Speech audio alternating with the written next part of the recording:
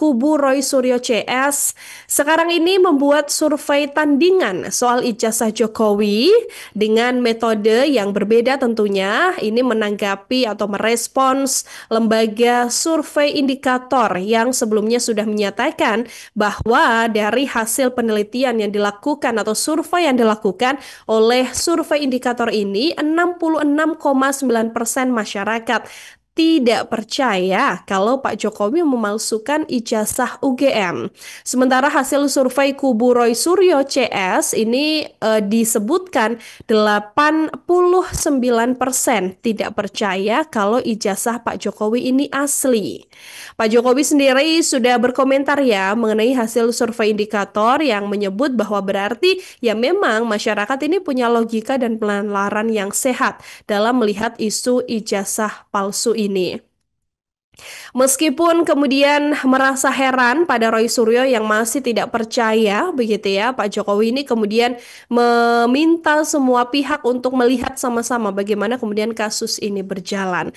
Nah, peneliti dari indikator atau survei indikator ini sendiri kan sebelumnya melakukan survei, melakukan metode telepon ya dengan sampling yang memang diambil sebelum mendapatkan angka 66,9% Tribuners yang nggak percaya atau kurang percaya bahwa Pak Jokowi ini sudah memalsukan ijazah.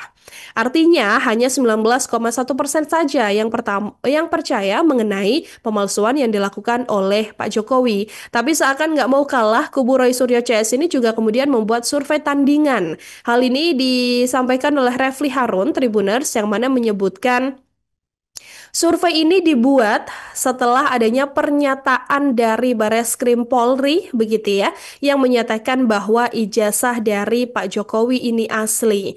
Nah, ketika itu pertanggal 25 Mei disebutkan bahwa 90% orang ini sudah tidak setuju soal statement atau pengumuman yang disampaikan oleh Bareskrim Polri. Menurutnya hasil ini juga sama dengan polling yang juga sudah dibuat begitu kan, karena hal ini menurutnya juga sejalan dengan isu-isu terkait misalnya apakah percaya dengan yang diumumkan Bareskrim, sehingga yang memilih tidak percaya ini diakuinya 89%. Dengan sebuah sampling datanya ini melalui polling di media sosial ya Tribuners ya, yang mencapai 130.000 pengisi polling ini sendiri.